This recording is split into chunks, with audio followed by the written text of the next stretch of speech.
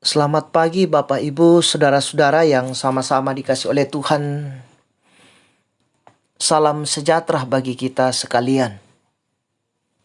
Kita berjumpa lagi lewat Renungan Harian Toraya, edisi Rabu 9 November 2022. Mari Bapak Ibu, saudara-saudara, kita bersekutu membaca dan merenungkan firman Tuhan. Kita berdoa. Ya Tuhan, kami menundukkan kepala seraya mengucap syukur atas hidup yang Engkau nyatakan kepada kami pada saat ini. Sungguh Tuhan, Engkau terus menyatakan dan memperlihatkan kepada kami betapa luar biasa kasih dan penyertaan Tuhan dinyatakan dalam kehidupan kami. Allah Bapa dalam sorga, kami bersekutu pada saat ini Tuhan membaca dan merenungkan firman-Mu. Kuasa Roh Kudus-Mu Tuhan biarlah memampukan kami dan terus menguatkan kami, memberikan hikmat untuk dapat memahami firman-Mu ini dengan baik. Bahkan kami pun dimampukan untuk melakukannya di dalam sepanjang kehidupan kami. Allah Bapa dalam sorga, bersabdalah kepada kami siap mendengarkan firman-Mu. Di dalam nama Yesus Kristus, itulah Tuhan dan Juru Selamat kami yang hidup. Amin.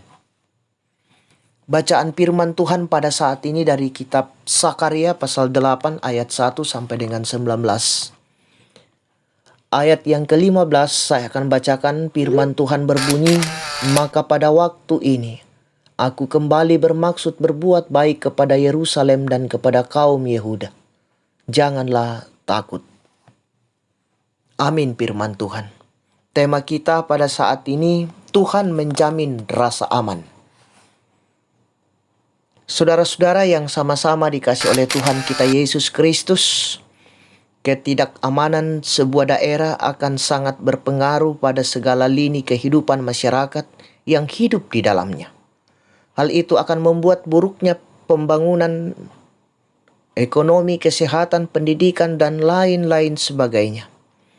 Jika itu berlangsung lama, besar kemungkinan masyarakat akan mengalami keterbelakangan mental dan karakter.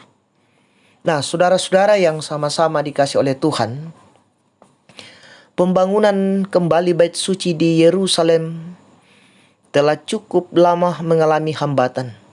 Tuhan yang adalah penguasa semesta alam kembali berfirman kepada umat melalui nabinya agar pembangunan itu segera dilanjutkan. Akan tetapi tidak ada tanda-tanda bahwa umat merespons seruan itu. Hal itu disebabkan karena mereka berada dalam intimidasi tekanan musuh. Selain itu, himpitan ekonomi yang membuat mereka lebih fokus membangun rumah masing-masing. Karena itu Tuhan sendiri akan bertindak karena kasih-Nya. Dan dalam kepanasan amarahnya, Ia akan menghalau para musuh. Pembangunan bait suci menjadi tanda kehadiran Tuhan. Yerusalem akan dipulihkan sedemikian sehingga menjadi tempat yang damai dan permai. Tuhan menghimpun kembali umat-Nya di Yerusalem dan akan memberkati mereka dengan segala kelimpahan. Saudara-saudara yang sama-sama dikasih oleh Tuhan, rasa aman merupakan salah satu kebutuhan mendasar setiap orang. Rasa aman membuat kita leluasa berkarya dan beraktivitas. Tanpa rasa aman, hidup akan diliputi ketakutan, dan ketakutan akan menggerogoti semangat hidup. Dalam hidup yang kita jalani, ada banyak tawaran yang menjanjikan rasa aman. Misalnya, uang, jabatan, dan lain-lain sebagainya. Semua itu tidak salah kita miliki bila Tuhan yang memberikannya sebagai anugerah. Kalau itu adalah anugerah, maka kita akan bertanggung jawab terhadapnya. Amin. Mari kita berdoa. Ya Tuhan, terima kasih waktu Engkau anugerahkan kepada kami. Kami menikmati kebersamaan persekutuan pada pagi yang indah ini Tuhan. Karena kasih dan kemurahan Tuhan, Engkau yang menganugerahkan waktu kepada kami Tuhan. Kami diajarkan lewat firman-Mu pada saat ini untuk terus menyatakan kesetiaan dan ketaatan di dalam sepanjang kehidupan sebagai umat yang percaya kepadamu. Allah Bapa di dalam sorga, kami serahkan seluruh kehidupan kami Tuhan. Engkau yang menopang kami, sehingga kami terus berdiri teguh di tengah-tengah kehidupan ini, dan terus menyatakan kebenaran firman-Mu dalam kehidupan kami masing-masing.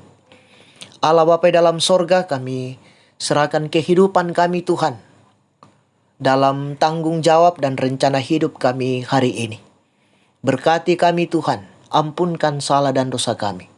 Di dalam nama Yesus Kristus, kami datang berseru kepadamu. Amin.